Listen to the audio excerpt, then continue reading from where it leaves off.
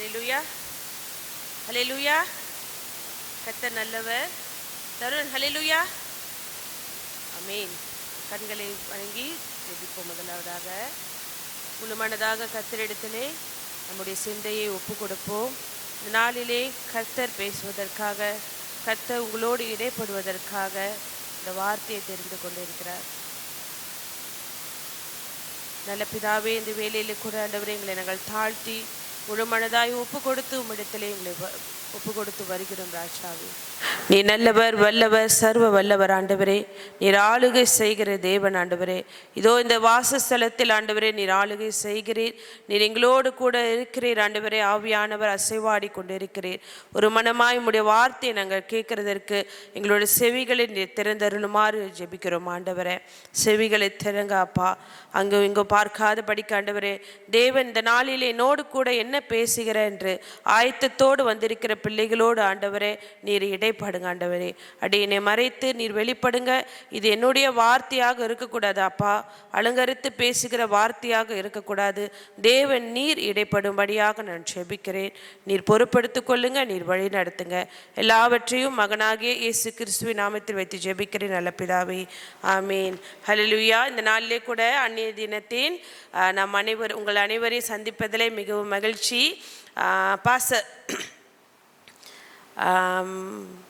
பாஸ்டர்கிட்ட நிறைய பேர் நான் பொதுவாக சர்மன் கொடுக்கும்போது ஃபீட்பேக் கொடுப்பீங்கன்னு பாஸ்டர் சொன்னார். அப்போது என்னோடய குரலை குறித்து நிறைய சொல்லுவீங்கன்னு சொன்னார். அதனாலேயான்னு தெரியல, இன்றைக்கி எனக்கு குரலே இல்லை. இப்போ பாஸ்டரை கேட்டார் என்கிட்ட, முடியுமா உன்னால் அப்படின்னு சொல்லிட்டு. ஆனால் கர்த்தருடைய வார்த்தையை பகிர்ந்து கொள்றதுல இவ்வளோ பெரிய மகிழ்ச்சி, அது ஒரு மிகப்பெரிய ஜாய். அதனால் பரவாயில்ல, என்ன குரலாக இருந்தாலும் இந்த குரல் கர்த்தர் கொடுத்தது. கர்த்தரிடத்தில் ஒப்பு கொடுத்து தான் இந்த நாளில் இந்த வார்த்தை உங்களோடு கூட பேச போகிறேன். கண்டிப்பாக விசேஷமாக தாய்மார்கள், தாய் உள்ளம் கொண்ட எல்லாமே, தாய் அன்னையர் தினம் என்று சொல்லும்போது தாய்களுக்கு மட்டும் இல்லை, தாய் உள்ளம் கொண்ட தகப்பன்மார்களுக்கும் வாலிபர்களுக்கும் அந்த வார்த்தை போய் சேரும். சரிங்களா? ஆமென். அந்தபடியாக இந்த நாளிலே கண்டிப்பாக கர்த்தர் உங்களோடு இடைப்படுவார்.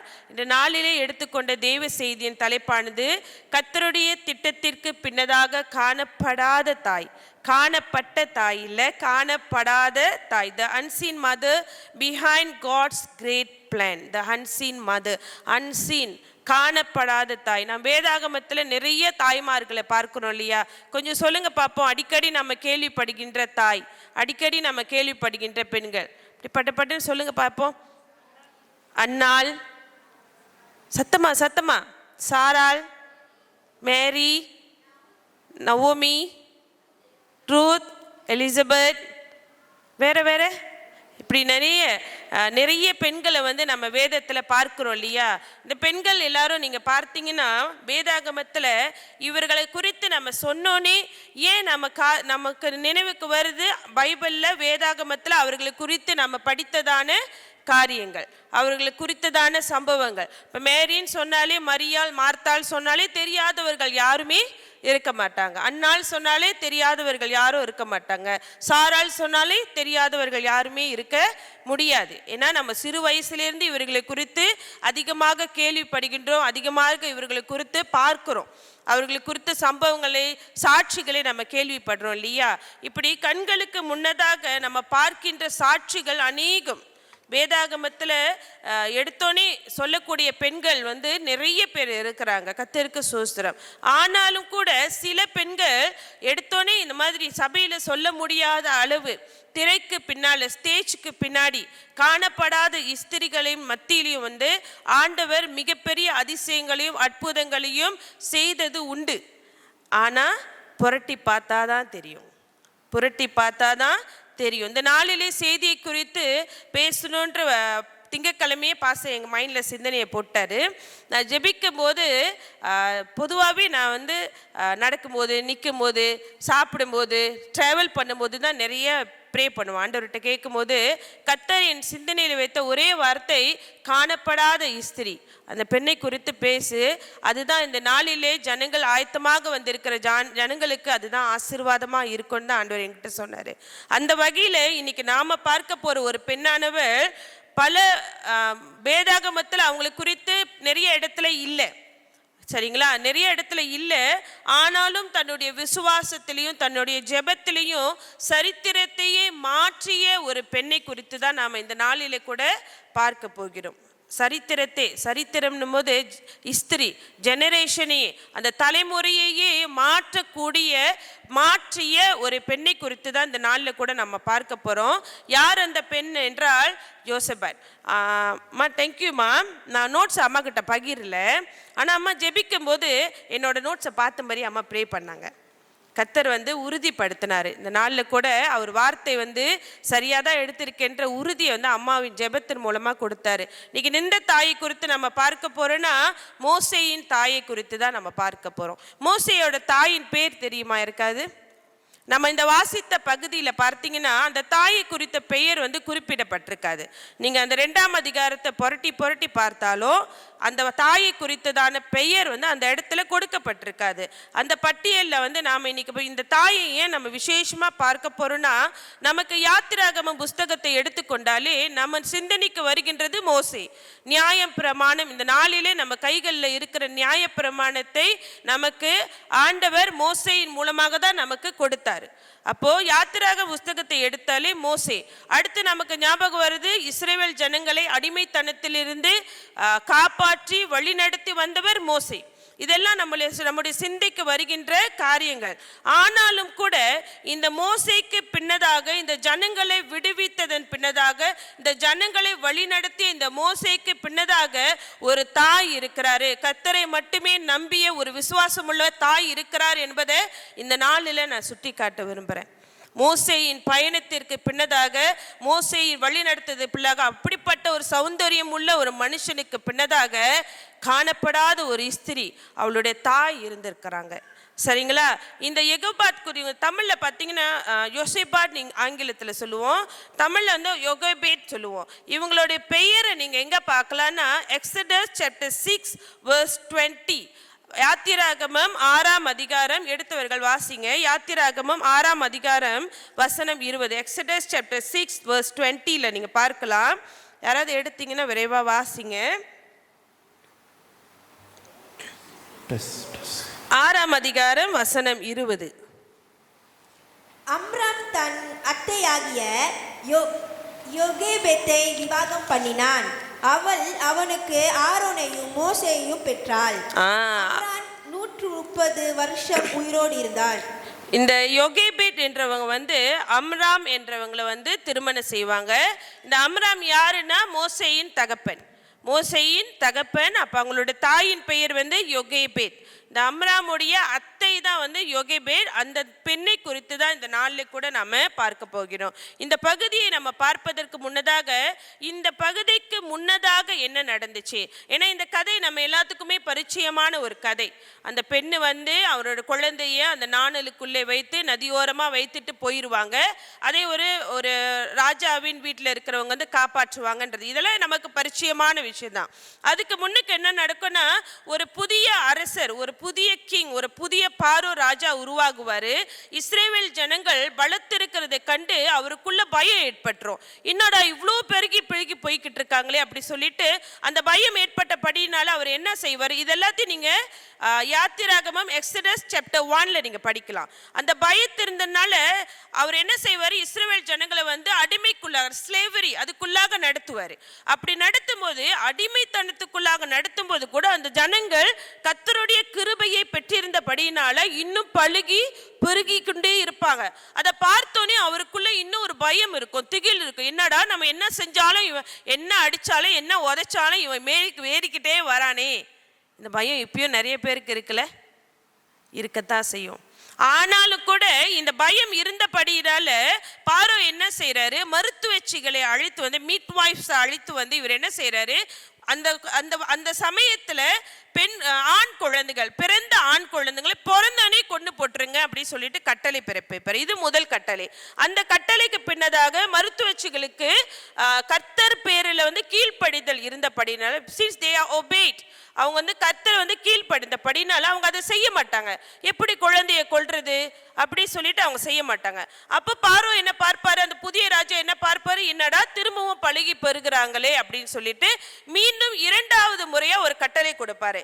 இந்த கட்டளையில அவர் என்ன சொல்வார்னா, பிறந்த ஆண் குழந்தைகளை வந்து நைல் நதியில, நைல் ரிவர்ல கொண்டு போய் போட்டுருங்க. ஏன்னா அது ஒரு நீளமான நதி. அப்போ அந்த நைலில் போய் போட்டுருங்கன்னு சொல்லுவார். ஏன்னா நீளமான நதியில் போட்டால் அந்த குழந்தை பிழைத்து வருவதற்கான வாய்ப்பு இருக்கான்னு சொல்லிட்டு கட்டளை கொடுத்துருவார். இதுதான் இந்த சம்பவத்திற்கு முன்னதாக நடக்கின்ற காரியம். சரிங்களா? அப்படி நடக்கும்போது இந்த ஆபத்தான டேஞ்சரஸான காலகட்டத்தில் தான் வந்து மோசே பிறக்கிறார். ரொம்ப சந்தோஷமான ஏர்கான் ரூமில் எல்லா வசதிகளும் உடைய ரொம்ப சமாதானமான பீஸ்ஃபுல்லான சூழ்நிலையில் மோசே பிறக்கலை. மிகவும் ஆபத்தான பிறந்த அடுத்த நொடி செத்து போகக்கூடிய ஒரு சூழல்ல தான் மோசே அந்த தாய்க்கு பிறக்கிறாரு. அப்படி பிறக்கும் போது முதலாவது பாயிண்ட்ஸ், இன்னைக்கு முதலாவது காரியம் நம்ம இன்னைக்கு என்ன பார்க்க போறோம்னா, ஒரு தாயின் விசுவாசம். ஒரு தாயின் விசுவாசம், மதர்ஸ் ஃபெய்த், மதர்ஸ் ஃபெய்த். அந்த தாய் நீங்க பார்த்தீங்கன்னா அந்த சூழலை கடந்து போகும்போது தன்னுடைய பயத்தை காட்டிலும் அவ விசுவாசத்தை தான் தெரிந்து கொள்றா. நீங்க பாருங்க, அந்த குழந்தை பிறந்த உடனே வேதம் என்ன சொல்லுது, அந்த ஆண் குழந்தையை பெற்று அந்த குழந்தை அழகுள்ள குழந்தை என்று கண்டு 3 மாசம் 3 months அந்த குழந்தைய அவங்க மறைச்சு வைக்கிறாங்க. அந்த குழந்தைய மறைச்சு வைக்கிறதுன்றது சரி முடிந்த காரியமா? பாருங்க, பாப்பா அழுவுது, ஆண்டவர் சைன் கொடுக்குறாரு, குழந்தை அழுவுது. எப்படி குழந்தைய மறைச்சு வச்சிருக்க முடியும்? 3 மாதம், அது 1 நாள் இல்லை 2 நாள் இல்லை. பிறந்த குழந்தைய அழுவாம பார்த்துக்கலாம். 2 மாச குழந்தைய எப்படி கண்ட்ரோல் பண்றது? 3 மாச குழந்தை, ஒருவேளை அந்த குழந்தை திரும்ப சூழ்நிலை இருந்திருக்கலாம். அந்த குழந்தைய எப்படி அந்த உருவத்தை, அந்த குழந்தையோட அழுகைய, அதோட தேவை, இதெல்லாம் எப்படி மறைச்சு வச்சிருக்க முடியும்? மறைத்து வைக்க முடியாத ஒரு சூழ்நிலையில பயம் இருந்தாலும் குழந்தை செத்து போயிரும், கட்டளையை மீறினா எனக்கும் ஆபத்துன்னு தெரிந்தும் கூட அந்த தாய் அந்த பயத்தை காட்டிலும் அவரை தெரிவு செய்தது விசுவாசத்தை மட்டும்தான். அவர் விசுவாசத்தை பிடித்து கொண்டபடினால தன்னுடைய அழகுள்ள அந்த குழந்தையை அவ என்ன செய்யறா, எடுத்து வைத்து கொண்டு அதை கொல்ல மனசு இல்லாம, அதை விட்டுவிட மனசு இல்லாம அதை வீட்டில் மறைத்து வைத்து கொண்டதை நம்ம பார்க்கலாம். எபிரெயர் 11ஆம் அதிகாரம் 23வது வசனம். எபிரெயர் 11:23. மோசே பிறந்த போது அவனுடைய தாய் தகப்பன்மார் அவனை அழகுள்ள பிள்ளை என்று கண்டு விசுவாசத்தினாலே ராஜாவினுடைய கட்டளைக்கு பயப்படாமல், எதனால? சத்தமா சொல்லுங்க பாப்போம், எதனால? விசுவாசத்தினாலே. யாரு கேட்கலையா? எதனால? விசுவாசத்தினாலே ராஜாவுடைய கட்டளைக்கு அவங்க பயப்படாம என்ன செய்யறாங்களா, அந்த குழந்தையை அவங்க மறைத்து வைக்கிறாங்க. அந்த தாயோட விசுவாசம் அந்த குழந்தையை தன்னோடு வைத்துக் கொள்றதுக்கு அவங்களுக்கு அந்த தைரியத்தை கொடுத்தது. இதுதான் இந்த பகுதியில் நம்ம முதலாவது பார்க்கிறோம். சரிங்களா? இந்த நாட்கள்ல அநேக தாய்மார்கள் இது போன்ற நிலைமையை நீங்க கடந்து போய் கொண்டிருப்பீங்க. சரிங்களா? உங்களோட பிள்ளைக குறித்தான பயம், இன்னைக்கு எப்படி மோசையோட தாய் தன்னோட பிள்ளையை குறித்தான பயம், என்ன ஆயிரும், செத்துருவான்ற பயம் இல்லையா, இறந்துருவா, பிள்ளையை இழந்துருவோமோன்ற ஒரு பயம். இன்னைக்கு அநேக தாய்மார்கள் அப்படித்தானே இருக்கிறாங்க. தனி குழந்தையை குறித்ததான ஃபியூச்சர், குழந்தையை குறித்ததான எதிர்காலம், அவங்க குடும்பத்தின் பொருளாதாரம், ஃபைனான்ஸ் ஸ்ட்ரகிள்ஸ், முடிவெடுக்க முடியாத ஒரு சூழ்நிலை. மறைக்கலாமா, மறைச்சு வைக்க கூடாதா, அனுப்பலாமா, அனுப்பக்கூடாதா, செய்யலாமா, செய்யக்கூடாதா, இந்த ஸ்ட்ரகிள்ஸ் வந்து பொதுவாகவே தாய்மார்களுக்கு நிறைய இருக்கும். இந்த காசு நான் செலவு பண்ண, இதுக்கு நான் செலவு பண்றதை காட்டிலும் இதுக்கு நான் செஞ்சிடலாமே, என் பிள்ளைக்கு நான் இதை கொடுத்துடலாமே, இந்த மாதிரி போராட்டங்களை கடந்து வருகின்ற தாய்மார்களே, இந்த நாளிலே கர்த்தர் உங்களோடு பேசுகின்றார். உங்களோட பயத்தை விட்டு உங்களோட விசுவாசத்தை பிடித்து கொள்ளுங்க. விசுவாசம் இருந்தனால அந்த தாய்க்கு பயம் இல்லாம இருந்திருக்குமா? இருந்திருக்கும். எப்படி இல்லாம இருந்திருக்கும்? இருந்திருக்கும். ஆனா அந்த பயத்தை காட்டிலும் விசுவாசத்தை நீங்கள் பிடித்து கொள்ளும் போது உங்களுடைய எதிர்காலம், மோசையின் எதிர்காலத்தை கர்த்தர் எப்படியாக உறுதி செய்தாரோ அது போல கர்த்தர் உங்களது எதிர்காலத்தையும், உங்கள் குடும்பத்தின் எதிர்காலத்தையும், உங்கள் பிள்ளைகளின் எதிர்காலத்தையும் கண்டிப்பாக நிச்சயித்து கொடுப்பார். ஆமென். உங்களோட பிள்ளைகளோட எதிர்காலம் உங்க கையில் இல்லைங்க, கர்த்தரோட கையில் இருக்கு.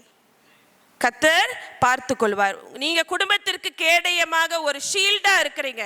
ஆனா உங்களோட ஜெபத்தை, உங்களுடைய வேண்டுதலை, உங்களுடைய கண்ணீரை, மோசே தாயின் கண்ணீரை கண்ட இயேசு கடவுள் தேவன் உங்களோட கண்ணீரையும் காண்கிற தேவனாக இருக்கிறார். தொடர்ந்து அடுத்த இரண்டாவது பாயிண்ட்ஸை நம்ம என்ன பார்க்க போகிறோம்னா, இந்த மோசேயின் தாய் பாருங்க அந்த குழந்தையை விடுவிக்கிறத பார்க்கிறோம். இரண்டாவது பாயிண்ட்ஸ் செகண்ட், கர்த்தரிடத்தில் விடுவித்த தாய், a mother who let go. Next sister. Next.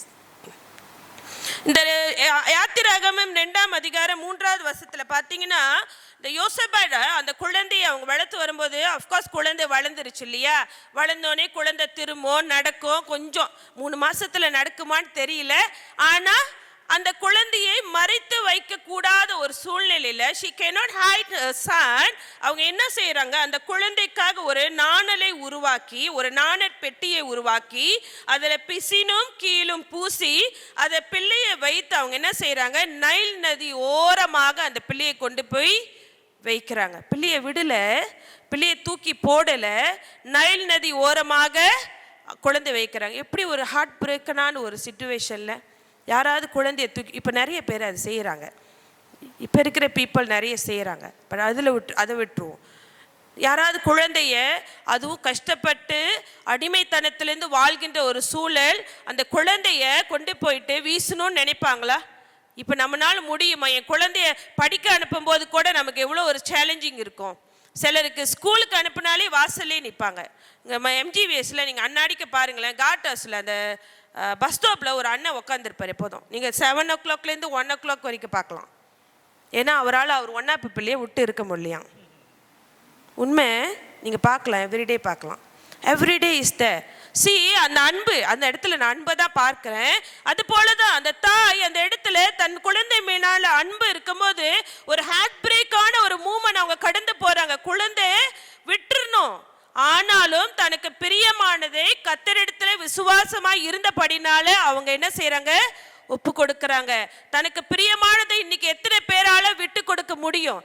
நம்ம பிரியமான ஒன்றை எத்தனை பேரால இந்த காலகட்டத்தில் கர்த்தரிடத்துல ஒப்பு கொடுத்த முடியும்? அந்த இடத்துல அவங்க ஒப்பு கொடுக்கும் போது நீங்க பாருங்க அவங்களோட ஆக்ஷன். ஏன்னா அவங்க விசுவாசமா இருந்தாங்க. அவங்க ஒரு நாணட் பெட்டியை தயார் செய்து அந்த பிள்ளை அந்த ஒரு வேளை தண்ணியில போயிருச்சுன்னா அது மேல தண்ணி வந்துடக்கூடாதுன்றதுக்காக அதுக்கு உள்ள பிசினும் கீழும் பூசி அந்த பிள்ளைய பத்திரமா அதுல வச்சுதான் கொண்டு போய் வைக்கிறாங்க. திடீர்னு தண்ணியில போயிருச்சுன்னா, தண்ணி உள்ள வந்துருச்சுன்னா, விசுவாசத்தின் செயல். she act. ஏன்னா அவங்களுக்கு தெரியும் அந்த விசுவாசத்திற்கான பதிலை கர்த்தர் கொடுப்பார். அவங்க ஒப்பு கொடுக்கும் போது, அவங்க விடும்போது, கர்த்தர் இடத்துல விடும்போது கர்த்தர் கண்டிப்பாக அவர் வாழ்க்கையில மாற்றத்தை, கண்டிப்பாக ஒரு அற்புதத்தை செய்வார்னு அவங்க விசுவாசிச்சாங்க. அந்த வார்த்தை எங்கேயுமே இல்லை. ஆனா ஒரு தாய் வேற எதுக்காக அதை செஞ்சிருப்பாங்க? சும்மா டைம் பாஸ்க்காக செஞ்சிருப்பாங்களா? கண்டிப்பா கிடையாது. யோசித்து பார்ப்போமா? நீங்க பாருங்க, இந்த காலகட்டத்துங்கள அநேகர் கர்த்தர் என்கிட்ட நேரடியா பேசணும், பாஸ்டர் கை வச்சு ப்ரே பண்ண தீர்க்க தரிசனம் சொல்லணும், தரிசனம் சொல்லணும், என் கனவுல வரணும், ஆண்டவரே நான் அந்நிய பாஷை பேசணும். இப்படிலாம் பேசினாதான் ஆண்டவரா? இப்படிலாம் பேசினாதான் நம்புறாங்க. இப்படிலாம் கை வச்சு ப்ரே பண்ணி கீழே விழுந்தாதான் நம்புறாங்க. இந்த காலகட்டங்கள்ல யூடியூப்ல ஓ அப்படின்னு சொல்லிட்டு பேசினாதான் நம்புறாங்க. இந்த மாதிரியான ஆக்ஷன்ஸ்லாம் இருந்தாதான் நம்புறாங்க. விசுவாசத்தின்னு அப்பதான் அந்த விசுவாசத்தோட வெளிப்பாடு வரும். அப்பதான் நான் மாறுவேன். பரலோகத்திலேருந்து இயேசு வந்தாதான் நான் நம்புவேன் அவர் திரும்பி வருவார்னு. அப்படிதான் நினைக்கிறோம் இப்பெல்லாம். இப்ப அப்படிதான் ஆயிடுச்சு காலகட்டம். ஆனா இந்த எகோபாத்துக்கிட்ட யாருங்க பேசுனா? பாதத்துல இல்லையே. வேதத்துல எந்த பகுதியிலையும் அந்த பெண்ணோடு